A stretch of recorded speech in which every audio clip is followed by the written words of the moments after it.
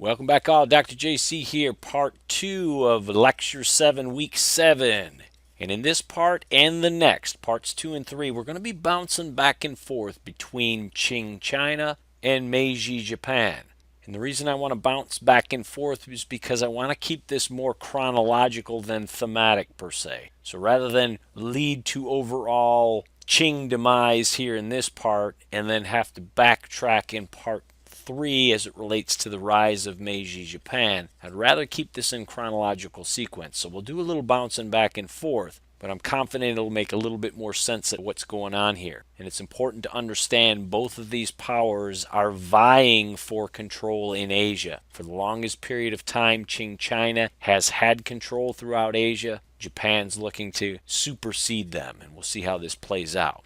At the end of part 1, we left off with Qing China undergoing this self-strengthening movement. Understand that that's going on through the 1860s and 1870s and 1880s. And so we're going to leave the Qing Chinese to continue that self-strengthening movement and switch gears here and come take a look at the rise of the Meiji in Japan. This roughly 50-year period, named for the emperor that's going to come to power, Meiji, is going to serve as an important bridge between that Tokugawa period and the Empire of Japan. So basically, from an American perspective, about the end of the American Civil War to almost World War I is how we'd frame this Meiji period. And what sets this Meiji period apart, and we'll see this here shortly, is that Emperor Meiji is going to fully throw all of Japanese society into an open embrace of Western ideas, Western technology, Western engineering, Western manufacturing. Thus, while the Qing had to undergo a couple defeats to the Western forces before they, still kicking and screaming, decided to embrace Western ideas, this self-strengthening movement, Emperor Meiji said, "Oh no, this is the way to go right here. If we want to be the #1 power in Asia, we need to be the most technologically advanced." And therefore the Japanese will get a big head start on the Qing, and they will have an emperor who is driving this change. So how did Meiji come to power? How did the Tokugawa decline? And how was it that they went about embracing Western ideas and change? Because after all, during the Tokugawa period, there was some pushback against Western ideas, Western religion, so on and so forth. So how then did this occur? Well, interestingly enough, the Americans had something to do with it. Just as the Viking Age would force Western Europeans to look at early warning nets, the development of a navy, and just as the Ottoman ships begin to traverse and raid throughout not only the Mediterranean but the English Channel, North Sea, and in some sense the Baltic, forced Western Europeans to focus on naval engineering and innovation. Talked about that previously. The United States Navy is going to have the same impact on Japan. During the Franklin Pierce administration, President Pierce sent Commodore Perry himself of some fame from the War of 1812, the Mexican-American War, on a voyage to the West. You guys can see that on this slide. There's a little map in the upper left-hand corner. And the mission was somewhat exploration, somewhat a show of American power, but mostly focused on trade. They wanted to open up trade to the West. Now, looking at that map, you'd say, well, if you're trying to get west, then why not sail west? Well, remember, there's no Panama Canal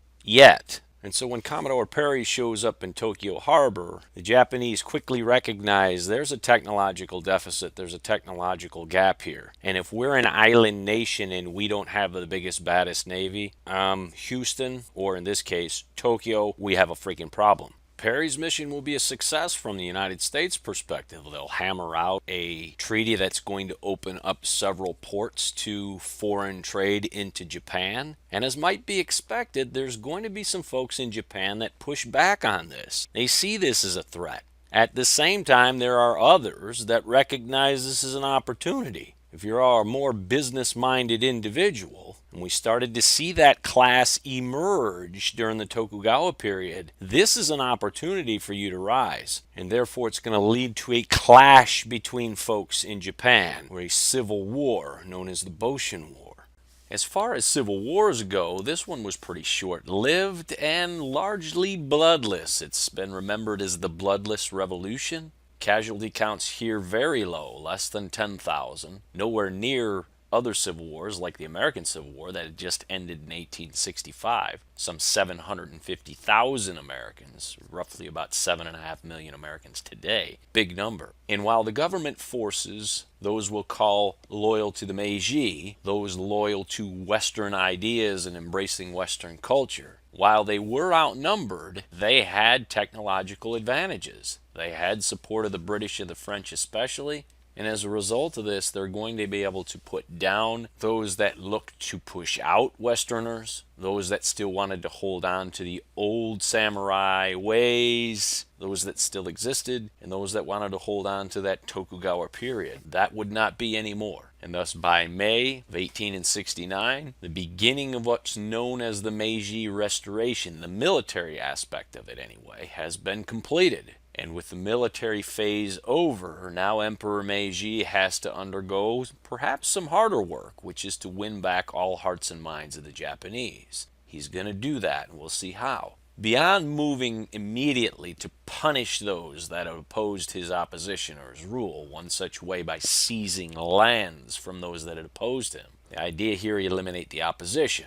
Emperor Meiji then went about immediately, not just promoting policies, but making them mandatory in many instances that were bent towards getting rid of ethnic differences, getting rid of otherisms within Japanese society, and calling forth the Volksgeist, or spirit of the people. So just as we talked under Johann Gottfried Herder, this idea of a banding together of individuals under a national standard and set of social customs and mores and culture. It's exactly what Emperor Meiji had in mind and hammered home. Now, I don't want to give the impression here that Emperor Meiji is looking for absolute control. That's not exactly the case, especially by the time we get to 1890. They're going to have a constitution put into place. Rather, his notion was to bring all Japanese people together on a common purpose, a common cause, and when necessary, to fight a common enemy. This is a blueprint others have used throughout history. In this course, we bumped into Napoleon, and as we'll see in future weeks ahead, Benito Mussolini and Adolf Hitler will use this model and approach as well. With Hitler and Germany in mind here, and before we get into some of these changes that Emperor Meiji is going to push through, that quite frankly are going to have a great impact on Japanese people. I want to take a little sidestep here, run down this little rabbit hole real quick, and talk briefly about this constitution that's going to be issued in 1890. While clearly I don't want to get into the details of how this constitution was set up and how it impacted the Empire of Japan, largely because this would take a long period of time and our heads would probably explode. But I want to point out this important point. The Constitution of 1890 in Japan was based on that put forth by Bismarck and Germany. It was based on a German model. So just as we start to see some linkages between Germany and Italy during their unification movements, we also see some linkages between Germany and Japan via systems of governance. Keep this in the back of your mind once we get into the World War II era. Yet even long before any agreements will be made prior to World War II between the nations of Germany and Japan, Emperor Meiji pursued like programs to Bismarck and to Germany. He pursued like ideologies to Bismarck and Germany. And they're evidenced here in some of the reforms, he would call them reforms, or changes that are made in Japanese society to promote the Japanese state or empire of Japan.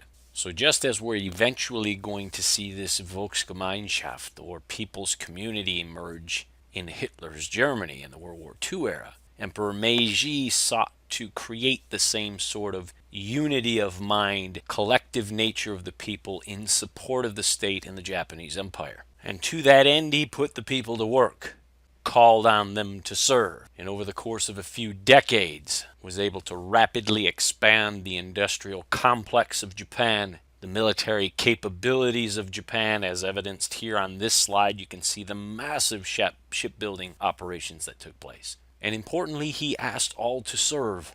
Statewide conscription, meaning you will be drafted into service, began in 1873. All 21-year-olds had to serve for 4 years. And after 4 years, one had a decision to make. You could remain in the military or take the skill or trade that you were able to pick up while serving and go back to your communities and apply your trade. Either way, understand that all males in Japan, once they turned 21, were trained to fight for at least 4 years or longer. So therefore, even if you had an aging civilian population, they still had 4 years of military training. So you have generations of trained fighters. And don't think for a minute this wasn't part of the calculus of the United States when they thought about invading the island of Japan or using atomic capabilities. We'll talk about that as we move down the pike. But all effort, all focus, all energy, all attention was given to the rise of the Japanese Empire and the rising sun as embedded in their national flag, all because of the will of Emperor Meiji.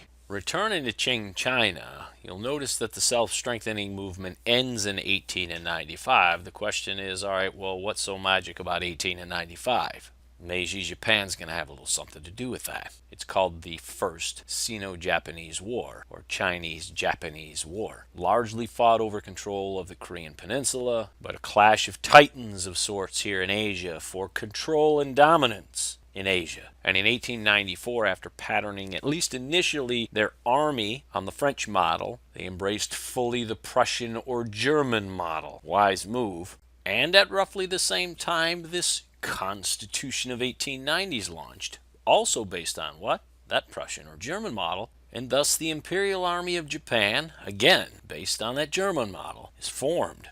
And at the same time, naval officers, sailors, were sent to school in England, and the Japanese Navy was patterned after the British Navy. And so by the time we get to 1894, the Japanese military is on par, if not better, than some of Europe's best. And it's at this point that they're ready to strike out against the Qing. And in roughly 8.5 months, in a three-pronged attack, the largely undermanned, though over-teched, Japanese forces are able to slay the so-styled Qing giant, as depicted here in a well-read publication of the day, Punch magazine. And this is a huge blow to the Qing government, not just externally, but also internally. And it shows both externally and internally the failure of the Qing government's ability to apply this self-strengthening movement, especially in relation to the Japanese. And the big takeaway then from this First Sino-Japanese War is the fact that there is a new leader in Asia now, and it's the Empire of Japan. And with this shift of power from China to Japan, the United States, also interested in continuing this idea of manifest destiny, moving west. Once you have North America, you want to move west into the Pacific. Well, guess what? You are now bumping into the rising sun of Japan. And as a result of that, as we'll see in weeks ahead, American foreign policy looks to try to limit Japanese influence in the region, looks to promote the stability of the Qing government as a counterweight to Japan in the region. And therefore, much of American policy, as evidenced by John Hayes' open door policy, or this open door note, is predicated on trying to maintain a degree of control in China to support the Qing government in China as a counterbalance to growing Japanese designs. And as we'll see in Part 3, just as Meiji Japan ends in 1912, as will the Qing dynasty in 1912, the changes in Japan are going to be subtle, hereditary. The changes in Qing China, violent, both from internal and external forces. So we'll go next to Part 3 and look at the Boxer Rebellion in China and this so-styled Double 10 Revolution that's going to bring an end to several hundred years of Qing dynasty rule and imperial rule in China in general. Enormous wrenching change that is still felt to present day in China. So we'll go to Part 3 next. Dr. JC out here, Part 2. See you on the other side.